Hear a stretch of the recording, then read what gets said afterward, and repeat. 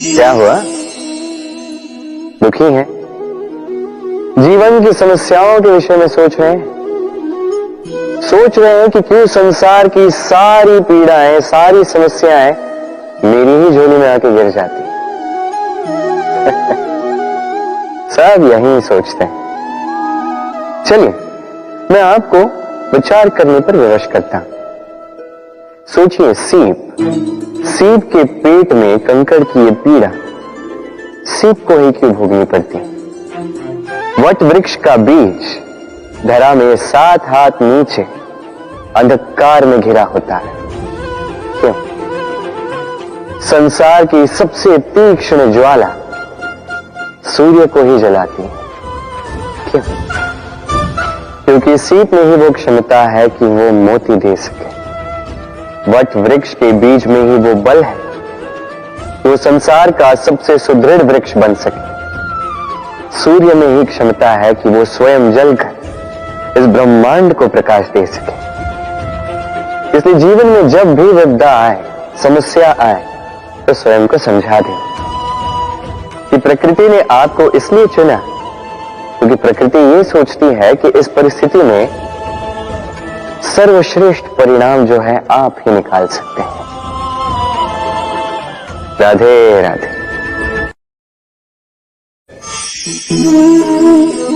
क्या आपके जीवन में भी समस्याएं हैं? अवश्य ही होंगी। हर एक के जीवन में समस्याएं होती हैं।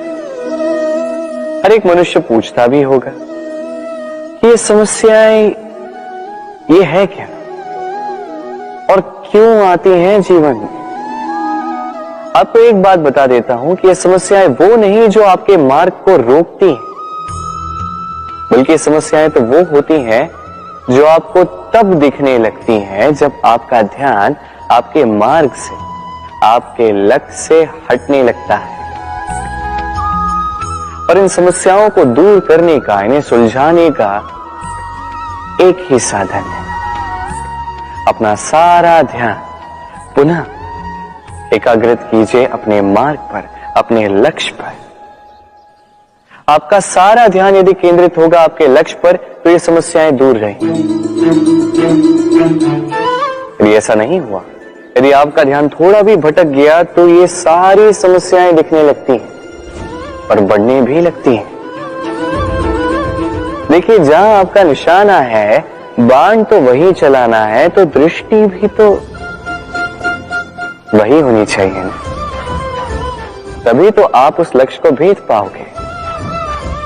इसलिए स्मरण रखिए, सदैव ध्यान रखिए अपने मार्ग, उसी पर आगे बढ़ते जाइए अपने लक्ष्य की ओर।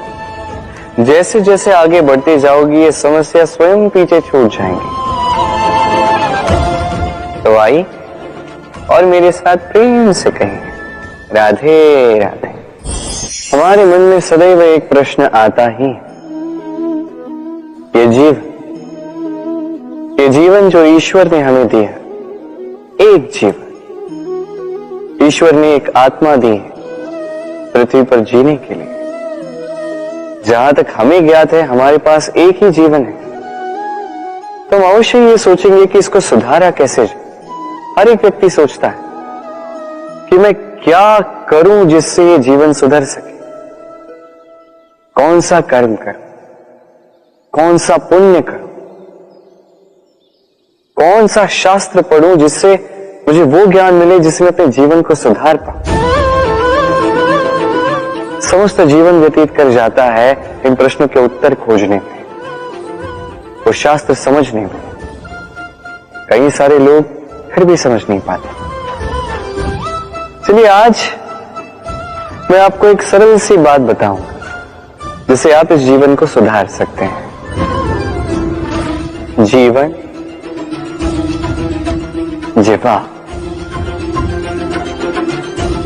इन दोनों की एक ही राशि। जिह्वा यानी आपकी वाणी, इस वाणी को नियंत्रण में रखिए, इसे सुंदर बनाएंगे, मधुर वाणी रखिए। जितना हो सके इसे सुधारिए, आपका जीवन सुधर जाएगा। क्योंकि वाणी ये होती अत्यंत शक्तिशाली। ये एक ऐसा बंधन है जो सामने वाले व्यक्ति को आपके व्यक्तित्व के साथ बांध देता है। तो इस वाणी को सुधारिए, इसे सुंदर बनाइए, आपका जीवन अपने आप ही सुंदर हो जाएगा। और आइए और इसी मधुर और सुंदर वाणी के साथ कहिए, राधे राधे। व्यक्ति का व्यक्तित्व कैसे बनता है, आपको क्या लगता है? व्यक्ति जन्म से अपना प्रारब्ध लेकर आता है, क्या आपको लगता है कि यह प्रकृति व्यक्ति के लिए उसकी नियति लिखकर देती है? नहीं, ऐसा कदापि नहीं होता। मैं आपको समझाता हूं। जब भी वर्षा होती है, किसी बूंद को देखिए। अब ये बूंद जहां गिरेगी उस पर निर्धारित करता है कि आगे क्या होगा। यदि ये बूंद गिरती है किसी खेत में, तो ये किसी नए पौधे को जन्म देगी। यदि वो गर्म तवे पर गिरी तो स्वयं को भस्म कर देगी। यदि वो किसी सर्प के मुख में गिरती है तो विष बन जाती है। सीप के मुख में गिरती है तो मोती बन जाती है। यदि वही किसी पत्ते पे गिरे तो ओस बन जाती है। एक ही बूंद, किंतु उसकी संगत उसका भविष्य और उसका व्यक्तित्व निर्धारित करते हैं। अब वो तो केवल एक बूंद है, उसके हाथ में है केवल गिरना। कहां वो भी वो निर्धारित नहीं कर सकते, किंतु आप मनुष्य हैं। आप चुन सकते हैं कि आपकी संगत क्या होगी, किन लोगों के साथ आप बनेंगे, बढ़ेंगे। तो अच्छे से कीजिए, क्योंकि ये चयन आपका होगा, क्योंकि ये जीवन आपका है, भविष्य आपका। अब महान बनना है या नहीं, ये निर्णय भी आप ही का होगा। आइए मेरे साथ प्रेम से कहें, राधे राधे। मनुष्य की सदैव ये इच्छा होती कि वो परिपूर्ण बने, इसलिए सदैव प्रयास करता है, कर्म करता रहता है कि उसके जीवन में कभी कोई त्रुटि ना हो, कोई दोष ना हो, कोई भूल ना हो। तो जब मनुष्य ये करने लगता है, अपना समस्त ध्यान उसी पे केंद्रित करता है, तभी उसका विकास धीरे धीरे धीरे रुक जाता है। कैसे? आप कहेंगे कि इसमें क्या अनुचित है, ये तो अच्छा प्रतीत होता है। देखिए, ये त्रुटियां, ये दोष, ये भूल, अब कुछ भी कर ले आपके जीवन में रहेंगे ही रहेंगे।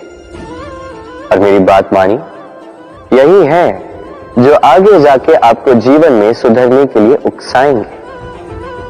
एक निश्चित मापदंड लेकर आगे बढ़ना ठीक प्रतीत हो सकता है, किंतु ये केवल यंत्र को जन्म देता है, न मानवता को, न मनुष्य को। स्मरण रखिएगा, यदि आप आपके जीवन के द्वार हर एक भूल के लिए, हर एक दोष के लिए बंद कर देंगे, तो बस जान लीजिए कि समस्त सत्य ये भी बाहर ही रह जाएगा।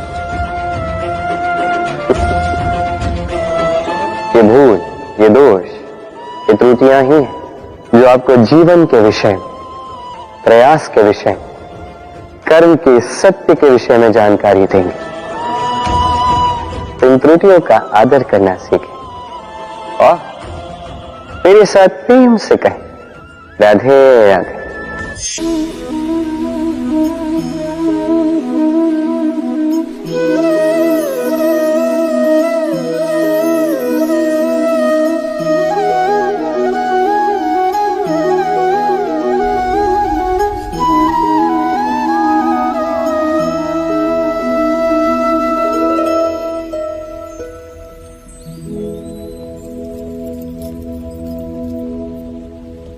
भविष्य के आधार पर सब आज का निर्णय लेना चाहते हैं। भविष्य में सुख मिले, भविष्य सुरक्षित हो, ऐसे निर्णय आज लेने का प्रयत्न रहता है सबका। आप अपने जीवन को देखिए, क्या आपके अधिकतर निर्णय के पीछे भविष्य का विचार नहीं होता? और हो भी क्यों ना, अपने जीवन को सरल और सुखमय बनाने का प्रयत्न करने का अधिकार सबका है। पर भविष्य तो कोई नहीं जानता, केवल कल्पना ही की जा सकती है। तो जीवन के सारे महत्वपूर्ण निर्णय कल्पनाओं के आधार पर ही करते हैं हम। क्या निर्णय करने का कोई तीसरा मार्ग हो सकता है? विचार कीजिए। सारे सुखों का आधार धर्म है और वो धर्म मनुष्य के हृदय में बसता है।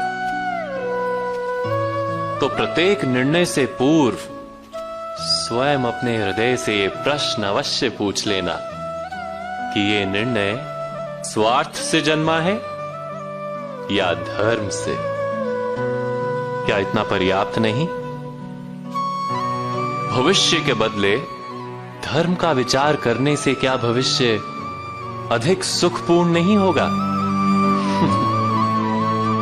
स्वयं विचार कीजिए। ये आपने किसी तितली को देखा है? अच्छी तो लगती ही होगी।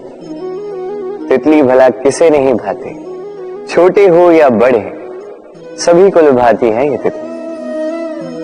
अब सोचिए, इस तितली का आरंभ कहां से होता है? इस तितली का आरंभ होता है एक छोटे से अंड से, जहां वो सुरक्षित रहती।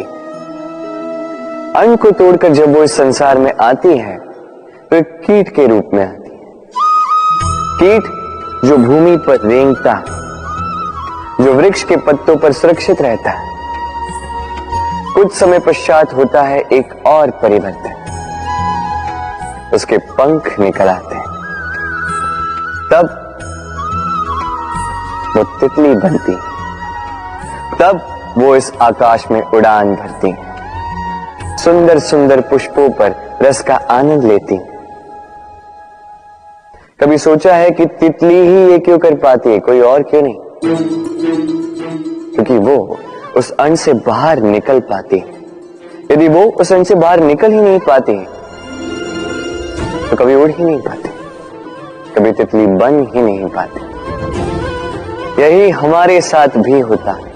हम सदैव वहां रहना चाहते हैं जहां हमें सुरक्षा मिलती है, उस सुरक्षा चक्र में ही रहना चाहते हैं, किंतु ये विकास सुरक्षा सीमा को लांघने पर ही आरंभ होता है। तो यदि आप जीवन में कुछ बड़ा करना चाहते हैं, कुछ महान कार्य करना चाहते हैं, अपना व्यक्तित्व बनाना चाहते हैं, तो इस सुरक्षा चक्र को भूल जाइए। सुरक्षा सीमा को लांघिए, आगे बढ़िए, चुनौतियों का सामना कीजिए, कठिनाइयों का सामना कीजिए, साहस के साथ आगे बढ़िए और शक्तिशाली बनिए। तभी आप जीवन में कुछ कर पाएंगे, तभी आपके भी पंख निकल आएंगे और तभी आप इस सुंदर से आकाश में उड़ान भर पाएंगे। राधे राधे।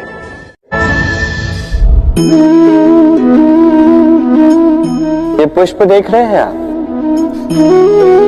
ये वही पुष्प है जिसका जीवन इस डाली पर आरंभ हुआ। पहले कलिका बनकर फूटा, फिर धीरे धीरे मुख खोला, फिर अपने पंखुड़ियों का विस्तार किया, देखने वालों की आंखों में प्रशंसा देखी, मधु के लिए तितलियों को ललचाया और फिर डाली से टूटकर नीचे गिरा हुआ पाया। क्यों? नियति ने ऐसा क्यों किया? सोचिए। क्योंकि उस डाली पर टिके रहना इस पुष्प के जीवन का ध्येय कभी था ही नहीं। अब या तो ये पुष्प देवताओं के मस्तक पे सुशोभित होगा, या किसी स्त्री के आभूषण में गूंथा जाएगा, या किसी के प्रेम प्रदर्शन का माध्यम बनेगा। देखिए, जीवन में लक्ष्य को पाना है तो यात्रा से भय नहीं होना चाहिए।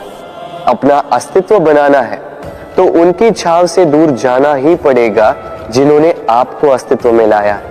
यही जीवन की निरंतरता है। राधे।